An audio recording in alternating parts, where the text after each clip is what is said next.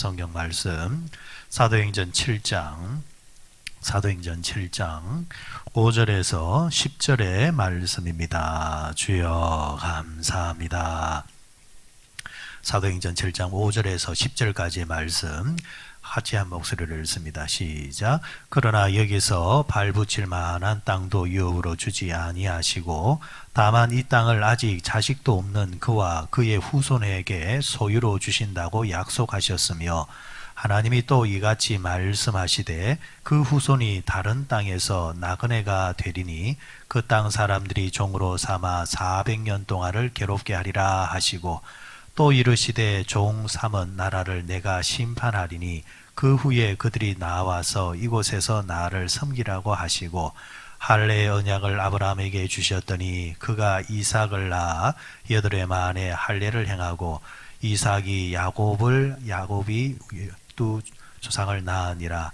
우리 여러 조상이 요셉을 시기하여 애굽에 팔았더니 하나님이 그와 함께 계셔 그 모든 환난에서 건져내사 애굽왕 바로 앞에서 은총과 지혜를 주심에 바로가 그를 애굽과 자기 온 집의 통치자로 세웠느니라.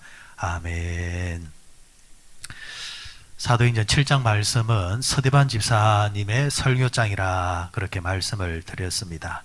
서대반 집사의 설교를 통해서 어저께는 먼저는 아브라함의 그 육체적 부분에 있어서 유대인들이 자랑으로 삼았던 거, 혈통, 족보, 그러니까 우리가 누구의 후손인 줄 아느냐, 아브라함의 후손이지 않느냐, 이 부분에 있어서 자부심을 가지고 있을 때에 서대반 집사님은 우리가 자랑으로 삼고 있는 이 아브라함이 사실은 우리가 그렇게 자랑할 만한 것이 아니다. 혈통으로 육적으로 우리가 자랑할 것이 아니다. 왜냐? 그가 원래는 메소포타미아라는 곳에서 살던 사람이었지 않느냐. 우리가 벌레만도 못하게 여기는 이방 땅, 이방인의 그런 모습을 가지고 있었던 사람이 우리가 자랑으로 삼고 있었던 아브라함의 모습이지 않느냐. 그러니까 우리의 자랑은 혈통으로 오는 것이 아니다. 족보로 오는 것이 아니다. 우리는 오직 하나님의 은혜와 하나님의 선택하심, 자랑할 것은 그밖에 없다라는 것을 어제 이제 말씀을 드렸고요. 오늘은 두 번째로 아브라함에 이어서 할례 이야기를 은근히 이제 끄집어내고 있습니다. 유대인에게서 할례는 뺄래야 뺄 수 없는 겁니다.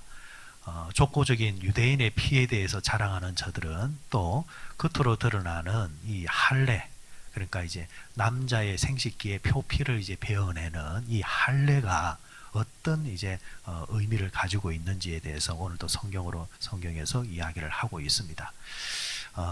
우리가 그 의학적으로는 이것을 이제 포경 수술이라 이렇게 이제 말을 하죠.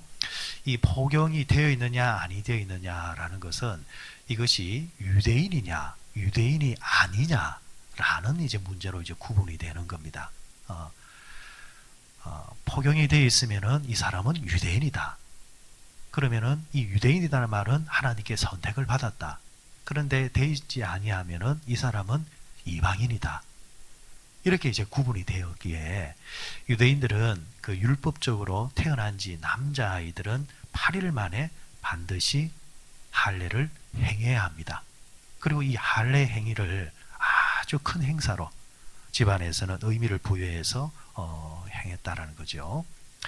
자, 창세기 15장에 가면은 15장부터 시작해가지고 18장까지 말씀을 좀 이해를 하시면은 오늘 유대인들이 왜 이렇게 자부심을 가지고 있고 또 나아가서 스데반 집사님은 이것이 우리가 자랑할 것이 아니라 할례의 영적인 의미가 무엇인지 우리가 잘 이해를 할 수가 있습니다. 창세기 15장에 가게 되어지면은 아브라함이 걱정과 근심에 쌓이게 됩니다. 아브라함의 두려움은 뭐였느냐 하면은 내가 후손을 가질 수 있을까? 내가 자식을 얻을 수 있을까? 이것이 개인의 문제를 떠나가지고 고대 사회에서는 한 집안 가문의 문제란 말입니다. 요즘이야 아이고 뭐 자식이 없으면 어쩔 수 없겠구나 이랬지만은 아시다시피 고대 시대 때는 자식을 놓지 못하면은 이거는 가문의 수치요. 나아가서 여인들 같은 경우는 자식을 놓지 못한다.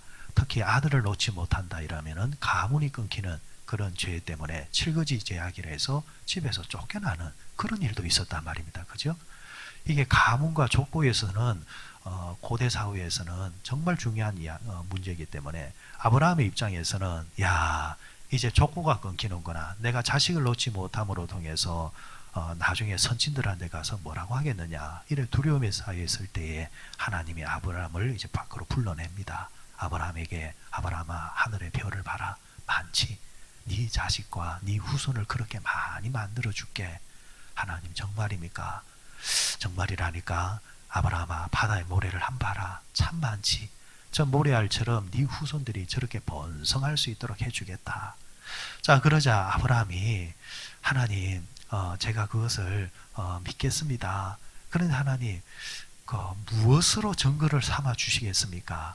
이 사람이라는 게 참 그런 것 같아요. 하나님의 믿으라면 믿습니다 하면 될 것인데 사람의 수준을 하는 게 하나님 증거를 좀 보여주십시오 이런단 말이에요. 그러니까 하나님이 그와 언약을 맺는데 창세기 15장에 횃불 언약이라는 것이 있습니다. 이 횃불 언약은 고대 사회에 행해졌던 이제 언약 예식이었는데 짐승을 잡습니다. 양을 잡고 그리고 염소를 잡고 성경에는 3년 된 염소를 잡았다, 양을 잡았다, 그리고 비둘기를 잡았다 합니다.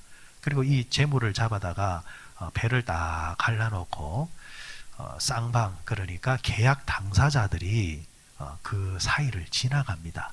지나가는 행위는 너와 내가 이제 약속을 했는데 둘 중에 하나가 누구든지 이 약속을 깨는 사람이 있다고 한다면 이 짐승처럼 쪼개지는 죽어도 상관이 없다라는 약속을 해야 된다.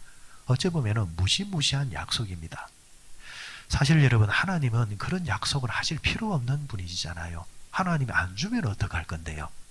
하나님이 안 줘도 되잖아요. 근데 하나님이 주신다면은 감사합니다 하면 받으면 될 건데 약조를 보여달라니까 하나님은 당신이 하신 약속은 반드시 이행해 주겠다라는 그런 의미 차원에서 그 당시 고대 사람들이 행했던 이 횃불 언약을 아브라함과 맺어줌으로 통해서 아브라함에게 확신을 준단 말이죠. 자, 이 언약을 끝으로 해서 아브라함은 그래 하나님 내게 제 자식을 주시겠다 이렇게 마음에 다짐을 믿게 됩니다. 그런데 문제는 믿음과 현실은 또 다른 문제입니다. 믿음과 현실, 그러니까 하나님이 주신다라는 믿음을 가진다 할지라도 우리가 어디에서 낙심하게 되느냐 하면은 시간의 문제란 말이죠. 내가 원하는 시간이 있고 하나님이 주시는 시간이 맞아 떨어지면은 참 감사한데 나는 하나님 오늘 주시기를 원합니다 하는데 하나님은 말없이 오늘 주시지 않고 다음 주에 주시긴다는 계획을 가지고 있을 때에 이 한 주일의 시간이 나에게는 참 힘든 시간이란 말이죠. 아브라함은 하나님의 약속은 받았지만 하나님의 약속 이행하는 시간이 너무 길어집니다. 그렇게 길어질 때 아브라함 나이 86세 그러니까 아브라함이 75세 때 하나님의 부름을 받아서 왔습니다. 86세 10년의 시간이 더 흘렀습니다. 10년의 시간이 더 흐르는 동안 하나님이 아무런 말이 없습니다. 주신다는 자꾸 자식은 안 주시고 자꾸 다른 말만 합니다. 자, 그러자 집안에서 아브라함뿐만 아니라 사라도 이제 문제가 되는 거죠. 여자 입장에서는 내가 자식을 놓지 못한다. 이것도 나름대로 수치고 그래 나름대로 생각해낸 게 뭐냐면은 고대 사회에서 또 많이 이루어졌던 방식대로 내가 놓지 못하면은 여종을 통해서 씨바지를 통해서 자식을 놓게 하면은 되지 않겠느냐. 어쩔 수 없지 않느냐. 그래 이 사라가 아브라함을 설득을 합니다. 여보 당신 나이 86세요. 그리고 내 나이 76세요. 이 나이에 자식을 본다라는 것은 이미 끝이 났으니까 그렇다고 한다면 우리 한번 생각을 달리 해봅시다. 하나님이 주신다 하셨지만 안 주시는데 어쩌겠어. 그래 아브라함을 설득을 해서 사라의 여종 하갈이라는 여인을 불러다가 남편과 동침을 하게끔 합니다. 아브라함은 하갈과 동침을 합니다. 여자는 예를 들어서 75세가 되고 85세가 되면은 애를 낳는 이 기능이 끝이 나겠지만은 남자는 죽는 그날까지 애는 놓을 수 있단 말이죠. 자, 그런데 아브라함이 하갈과 동침함으로 통해 가지고, 자, 하갈이 이제 젊은 여종이니까 애를 금방 가집니다. 그렇게 해서 태어난 자식이 누구냐니까 이스마엘입니다. 이스마엘. 아브라함 나이 86세 때에 이스마엘이라는 아들을 놓게 됩니다. 자, 나름대로 집안에서는 이제 숨통이 트이겠죠. 그래, 그 종을 통해서 나왔지만은 호적을 내 앞으로 해놓으면은, 그래, 내 자식이 이렇게라도 족보를 이어가야지, 이렇게 이제 생각을 한단 말이죠. 그런데 하나님께서 86세 때 이스마엘을 놓은 그 순간부터 시작해가지고 아브라함에게 더 이상 나타나지를 않습니다. 아브라함에게 그때그때마다 나타나셨고 말씀하셨던 하나님인데, 이스마엘이 출생하고 난 다음부터는 하나님이 침묵 모드로 딱 들어가 버립니다. 하나님은 내가 준다고 했지 않느냐? 내가 너에게 허락해 주겠다고 했지 않느냐? 그리고 네가 그것을 믿는다고 했지 않느냐? 너의 계획과 나의 계획이 다를 수 있는데 내 계획을 따르지 않고 네 계획대로 했으니까, 그렇다고 한다면 내가 더 이상 너에게 말하지 않겠다. 그래, 네 마음대로 한번 살아봐라. 하나님께서 침묵 모드로 들어갑니다. 그 시간이 아브라함 나이 99세까지입니다. 그러니까 하나님은 13년 동안 아브라함에게 더 이상 나타나지를 않습니다. 자, 아브라함이 사라와 함께 자신의 육체 방식으로 살아보았습니다. 자, 그러면은 잘 살아야 되잖아요. 그런데 창세기 보면 아시다시피 아브라함의 집에 이스마엘이 태어남으로 통해서 발생하는 여러 가지 문제가 집안에서 이제 일어나기 시작합니다. 이스마엘로 통해 가지고 사라가 질투하기 시작합니다. 참 여자라는 또 존재는 또 그런 면이 있습니다. 사라가 시켜가지고 아브라함이 들어갔잖아요. 그런데 들어갔지만은 또 여자의 마음은 두 가지 마음인 것 같아요.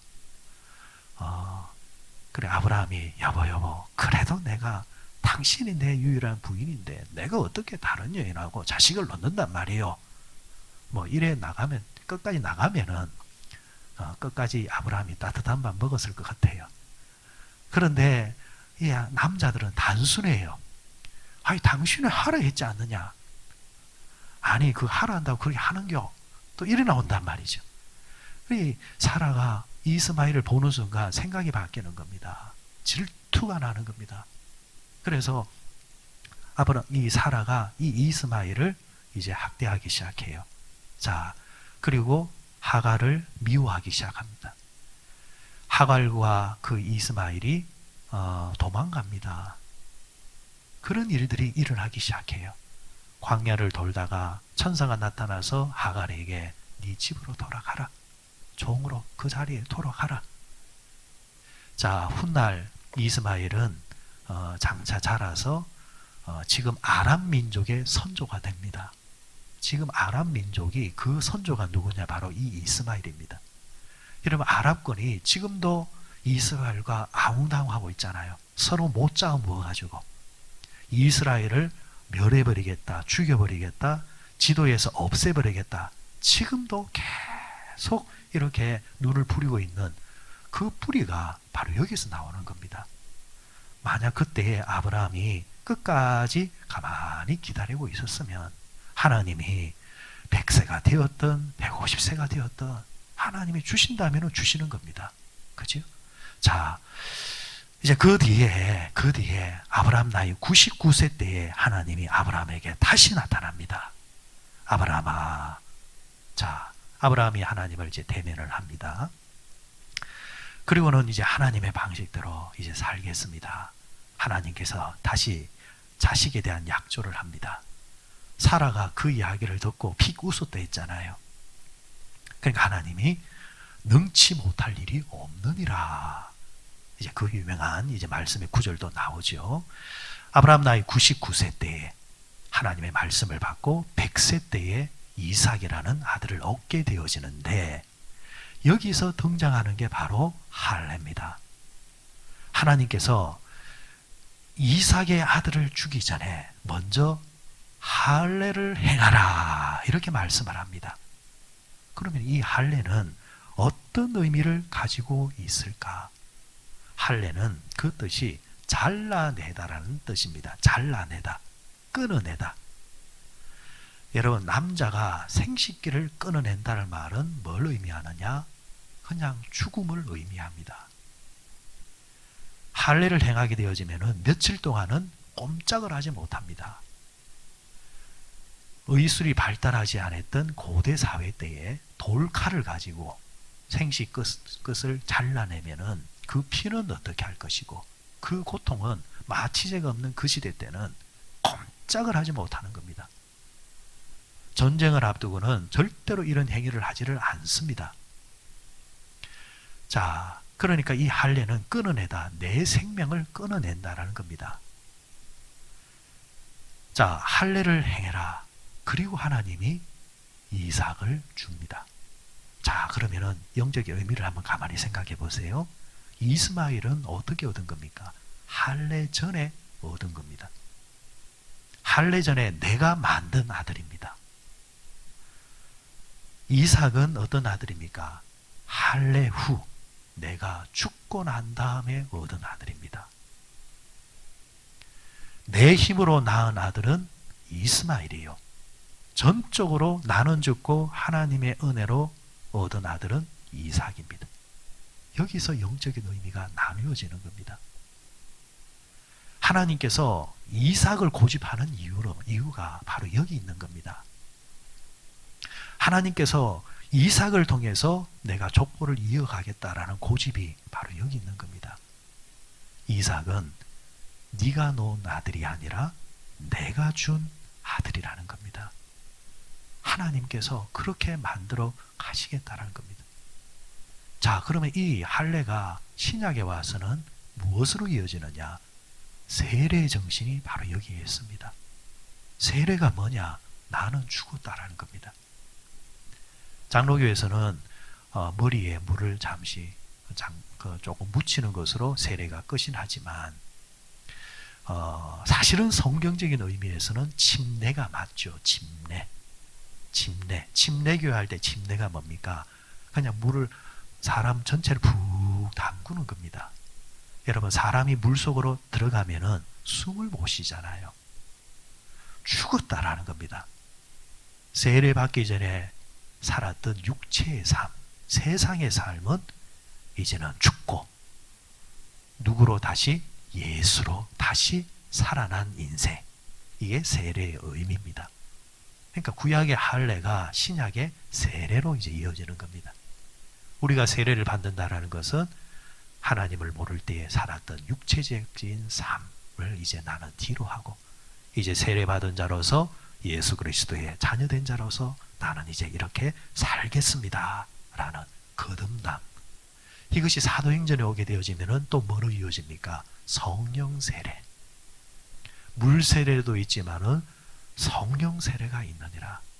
성령을 받기 전과 성령을 받고 난 이후에 삶이 다르다라는 겁니다. 성령 받기 전에는 내 힘으로 살았다고 한다면, 성령 받고 난 다음에는 성령의 힘으로 사는 것. 성령 받기 전에는 내 생각과 내 방식으로 살았다고 한다면, 성령 받고 난 다음에는 예수의 방식, 성령의 감동으로 나는 살겠습니다. 이게 성령 받은 후의 삶이라는 거죠. 오늘 하나님께서 이삭에게 할례를 행해라. 그래서 이삭도 8일 만에 8일 만에 할례를 행합니다. 이것이 유대인의 할례의 역사입니다. 자, 그런데 이런 정신을 가지고 있는데 스데반 집사님이 할례 문제를 싹 끄집어내는 것은, 본래 이 의미는 온데간데 없어져 버리고 눈앞에 보이는 외형적인 그 형식의 의미여서 할례를 받았느냐 안 받았느냐, 그걸 가지고 자랑으로 여기고 자부심으로 여기고 이방인을 향해서 이것을 가지고 오히려 공격의 무기로 삼는 것은 정신에서 어긋난 것이다. 할례를 받았느냐? 그렇다고 한다면은 할례의 정신으로 살아야 되지 않느냐? 라는 것이 지금 서대반의 설교의 핵심입니다. 사랑하는 여러분, 우리는 하나님의 백성 성도로서 이제 신약에서 세례를 받은 사람이요 성령 세례를 받은 사람입니다. 그래서 우리가 나는 그래 세례 받은 사람이야. 그래도 내가 누군 줄 알아? 성령 받은 사람이야. 이렇게 접근하는 것이 아니라 그래 나는 죽고 예수로 다시 산 자로서 나는 어떻게 살아야 되느냐. 그러면 내가 육체의 본능을 따르지 말고 육체의 그런 정욕을 따르지 말고 항상 내 안에서 말씀하시는 성령을 쫓아서 그래 살아야지. 이렇게 날마다 고백하며 나아가는 자가 될 때에 우리는 세례받은 자로서의 본연의 모습을 회복할 수 있다는 겁니다. 오늘 아침에도 하나님이 또 새롭게 주시는 성령의 세례가 여러분과 함께 하시고 또 그 힘으로 하루를 살아가는 우리 모두 되시기를 주의 이름으로 축원드립니다.